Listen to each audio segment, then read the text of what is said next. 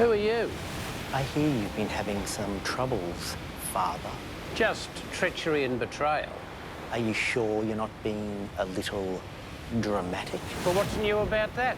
It's time, Father. I've only just got this. But I'm here to help you. Oh, I thought you were the angel of death. You're a priest, goddammit. You're not supposed to be afraid of death. Ah, but that's not the point. The play's the thing wherein we'll catch the conscience of the king.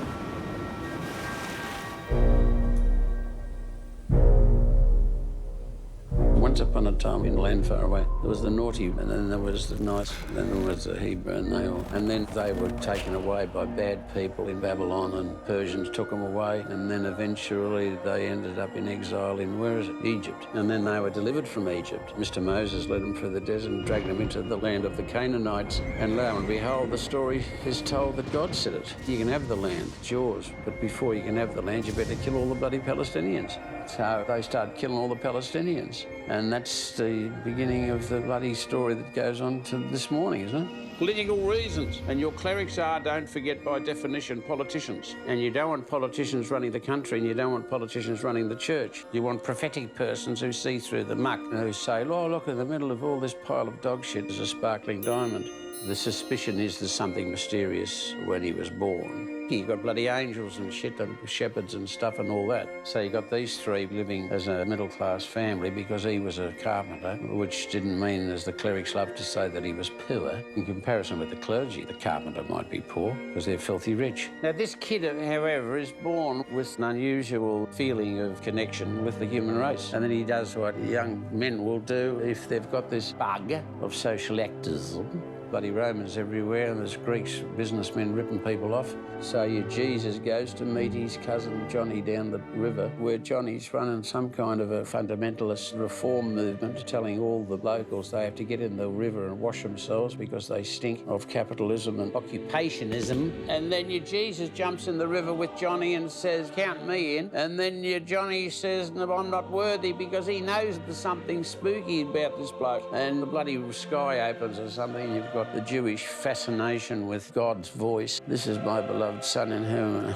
There we go again. Then the Johnny story gets worse because the Johnny story ends up with his head cut off and on a plate or something. Shut him up. The Romans are all right as long as you keep law and order. They're happy. They're happy with your Jesus. Jesus is happy with your Roman occupation because he didn't go the way of the Zealots, who were another bunch of young people wandering around the bloody place wanting to kill a Roman a day and all that stuff. No, he was a threat to the clerics. So they then did what clerics are good at when it suits them, and that is that they got into bed with the secular power. And so the religious authorities got to Pontius Pilate and said, look, this bloke's a terrible threat to you lot, and if you don't do something about it, we will, because we'll tell the Roman headquarters that there's a threat down here in far-flung Palestine, and they'll make up the story weighted against your Jesus and his disciples. They had him kangaroo courted by the Romans.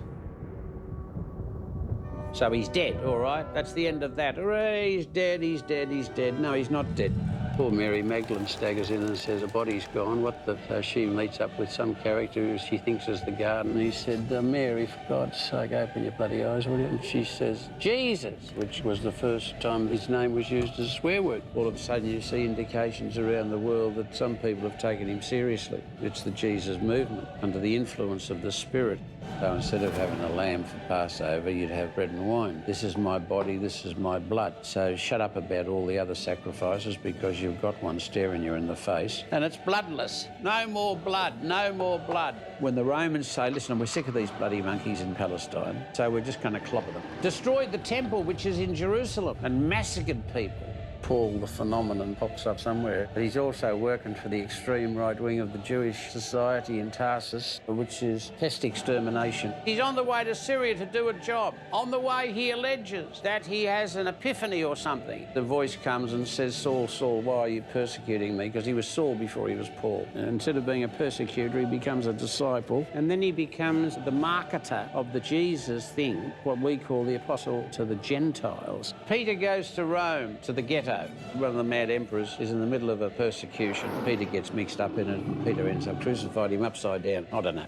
Paul gets mixed up in the bloody purge. He gets his head chopped off, so that's the end of them. You then start what they call the Petrine tradition. So it's got nothing to do with your Jesus, it's got nothing to do with your God, it's got to do with your management model. And all of a sudden they want an institution as well as a movement. So the Bishop of Rome becomes the primus inter pares, which means the first amongst equals, and one's accepted as being the captain of the team. This is the story where the Roman Catholic Church comes from, because we accept Rome, Rome, Rome, Rome. All roads lead to Rome. It'll have all kinds of bonuses going with it. So we'll have that package, the Roman package, and the gospel of Jesus, put them together and you've got the Roman Catholic Church. So it struck me years and years and years and years and years and years and years ago. The word religion means relationship, that's as far as I'm concerned, because it comes from Latin ligare or something, which means to tie ligaments bound together. Well, what's that? It's a relationship. Now, I don't mind preaching religion, but I mean, I'm preaching relationship.